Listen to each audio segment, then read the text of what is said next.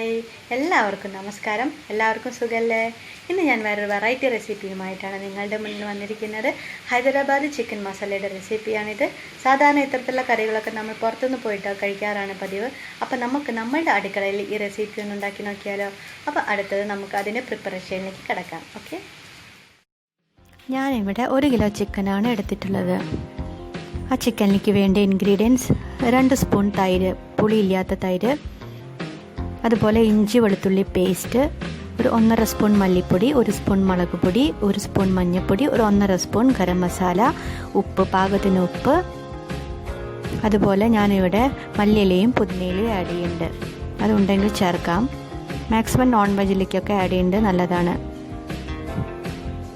നമ്മുടെ ഇവിടുത്തെ റെസിപ്പിയിലേക്ക് പുതിനയിലയും മല്ലിയിലയും ചേർക്കുന്നതാണ് നല്ലത്. ഞാനിവിടെ ഇഞ്ചി നമുക്ക് ഒന്നൊന്നായിട്ട് ആഡ് ചെയ്യാം. ഇഞ്ചി വെളുത്തുള്ളി പേസ്റ്റ് ഇട്ട് കൊടുത്തു, അതുപോലെ തൈര്,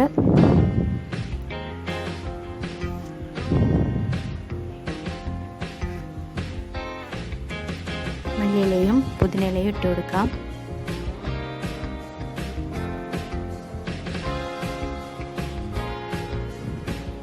മസാലപ്പൊടികളും ഇട്ട് കൊടുക്കാം. ഗരം മസാല കുറച്ച് അധികം എടുത്തോളൂ, ഒരു 1 സ്പൂൺ 1.5 സ്പൂൺ എടുത്തോളൂ. കാരണം ഇനി നമ്മൾ പട്ട, ഗ്രാമ്പ്, ഏലക്കായൊന്നും ഇനി നമ്മൾ ആഡ് ചെയ്യില്ല. അപ്പോൾ അതുകൊണ്ട് അത് കുറച്ച് അധികം എടുക്കുന്നതാണ് നല്ലത്. ഞാൻ തന്നെ പൊടിച്ച പൊടിയാണ്.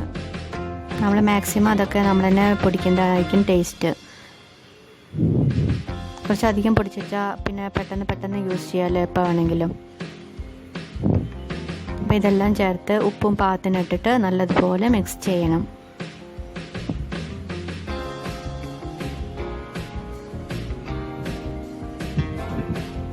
മിക്സ് ചെയ്ത ശേഷം മിനിമം ഒരു 3/4 മണിക്കൂർ അല്ലെങ്കിൽ 1 മണിക്കൂർ വരയ്ക്ക് അത് മാറ്റി വയ്ക്കണം. അതിന് ശേഷം നമുക്ക് കുക്കിംഗ് പരിപാടികൾ തുടങ്ങേണ്ട ആവശ്യമുള്ളൂ.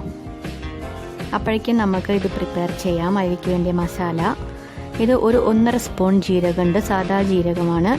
പിന്നെ അതേപോലെ 3 വറ്റൽമുളക് എടുത്തിട്ടുണ്ട്. നിങ്ങൾക്ക് വേണമെങ്കിൽ ആഡ് ചെയ്യാം, അധികം വേണമെങ്കിൽ ആഡ് ചെയ്യുകയാണെങ്കിൽ അത് മൂന്നും നല്ലതുപോലെ റോസ്റ്റ് ചെയ്തെടുക്കണം.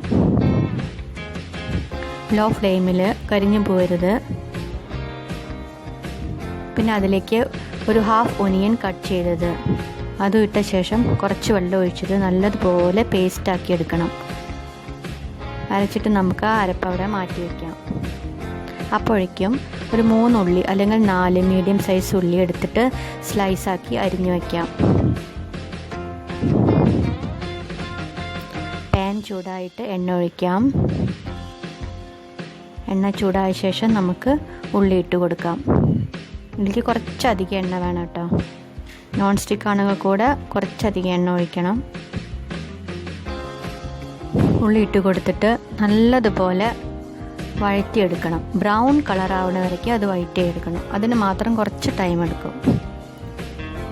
ആണെങ്കിൽ ഒരു നുള്ളു ഉപ്പിട്ട് കൊടുത്തിട്ട് നമുക്ക് അടച്ച് വെച്ചിട്ട് നല്ലതുപോലെ വഴറ്റിയെടുക്കാം.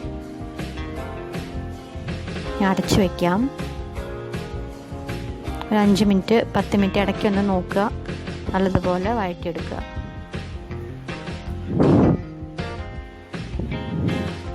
ഒരുമാതിരിയൊക്കെ വഴന്ന് വന്നിട്ടുണ്ട്. ഒന്നുകൂടി ആണെങ്കിൽ വഴറ്റാം. ആ ബ്രൗൺ കളർ കണ്ട് അതുപോലെ ആവണ വരയ്ക്ക് വഴറ്റിയെടുക്കാം.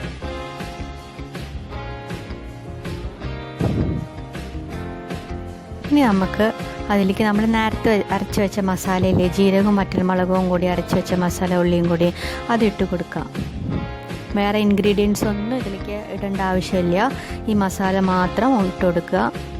ഇട്ട് കൊടുത്ത് ഇളക്കിയിട്ട് അത് 2-3 മിനിറ്റ് നേരം വഴറ്റി കൊടുക്കുക. അതിൻ്റെ പച്ച വാസന പോണ വരയ്ക്കും വഴറ്റി കൊടുക്കണം.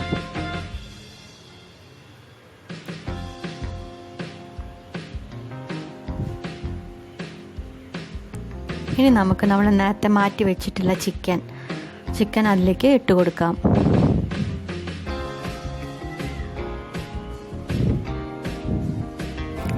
ചിക്കൻ ഇട്ട് കൊടുത്തിട്ട് ഇനി മുളക് പൊടിയോ എന്തെങ്കിലും വേണമെന്നുണ്ടെങ്കിൽ നിങ്ങൾക്ക് ആഡ് ചെയ്യാം. ഞാനിവിടെ ഒരു ഗ്ലാസ് വെള്ളം ഒഴിച്ചു കൊടുക്കുന്നുണ്ട്.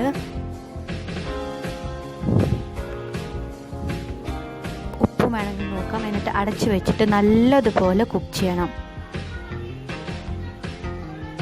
നല്ലപോലെ കുക്ക് ചെയ്യുക. ഒരു 15-20 മിനിറ്റ് അടച്ചു വെച്ചിട്ട് ഇടയ്ക്കൊന്ന് തുറന്ന് നോക്കി നല്ലതുപോലെ കുക്ക് ചെയ്യുക.